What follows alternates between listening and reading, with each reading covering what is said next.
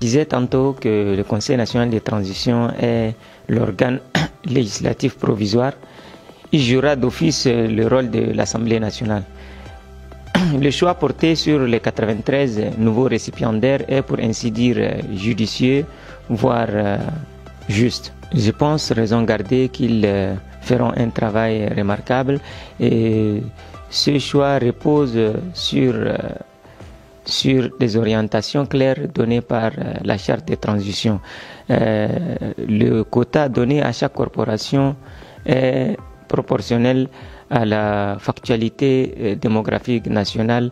Et puis, nous avons constaté que les femmes ont obtenu 33% des sièges, ce qui est une bonne chose. Le quota initialement donné était de 30%. Il a été même dépassé. La jeunesse qui représente le soubassement sur lequel reposent nos espérances n'a pas été perdue de vue. 30% ont été accordés à la jeunesse. Je pense qu'on ne doit pas jeter le bébé avec l'eau du bain. On doit leur accorder le bénéfice du doute. Et je pense, raison garder, qu'ils abattront un travail remarquable, qu'ils produiront un travail qui sera enregistré de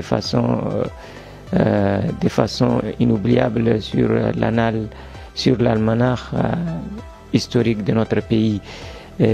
Cette désignation obéit au respect d'une quotité proportionnelle à la factualité démographique qui constitue notre pays.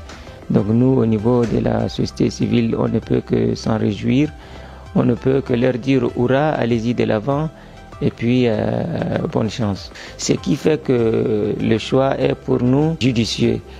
On ne peut pas satisfaire tout le monde, c'est une équipe et toutes les actions peuvent être reprochées.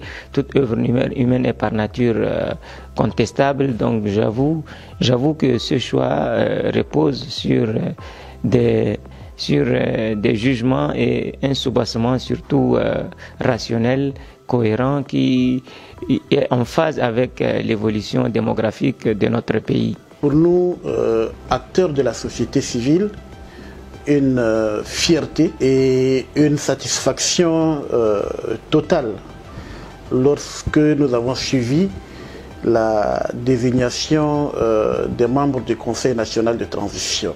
Fierté et satisfaction parce qu'il y a dans la composition du CNT une représentativité de la société civile plurielle, une représentativité de la classe politique plurielle.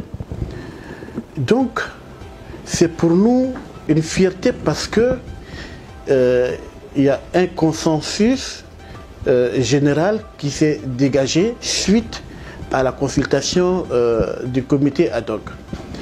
Vous savez, le Conseil national de transition a une mission très importante dans le cadre de la réussite de la transition et surtout de la mise en place des institutions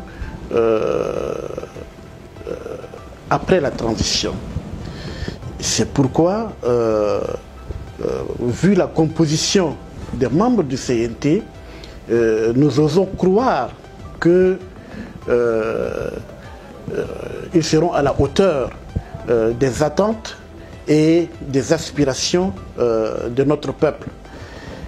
Et vous savez, les acteurs de la société civile étant proches de la population, nous pensons que les revendications des populations seront défendues au niveau du Conseil national de transition, qui est pour nous un cadre indiqué d'expression démocratique pouvant permettre la mise en place des institutions crédibles, pouvant permettre également le vote également des textes législatifs crédibles pour le Tchad de demain, le Tchad d'après la transition. Laquelle transition aujourd'hui nous a conduit à mettre en place la désignation de 93 membres devant siégeait à l'Assemblée. Et l'Assemblée qu'on venait d'être désignée est composée de classes cosmopolites, je voudrais dire issues de sensibilités différentes que nous trouvons salutaires. Du fait que c'est une classe législative qui n'a pas eu beaucoup de contestations. Comme je l'ai dit, au niveau de la dette, nous avons apprécié à sa juste valeur du fait que c'est une classe législative qui est composée de différentes sensibilités. Ça, je me répète. Alors, notre impression personnelle, nous disons que c'est une bonne chose. Ceci atteste que le Conseil est en train de faire un travail. Le CMT est en train de faire un travail. Et ce travail qu'il est en train d'abattre continue d'avancer. Et nous saluons cela parce que vous savez que la période que nous traversons est une période un peu sensible. Et depuis, ça fait presque plus de 3 mois. Et si on arrive déjà à mettre en place une telle organe, je pense que le pays est en train de continuer vers sa mise en place d'un système démocratique que nous espérons que nous allons l'atteindre. Mais s'il y a à déplorer, une partie de cette mise en place de cette classe, c'est du fait que on n'a pas beaucoup plus pensé du fait que le pays, on n'a pas tenu compte de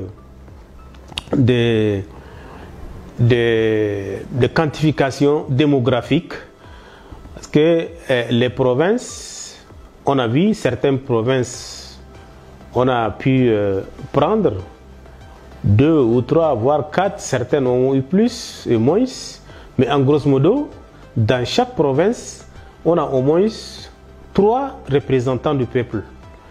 Et sinon, s'il faut baser sur la quantification démographique, nous disons que certaines régions devraient en bénéficier plus par rapport aux autres régions.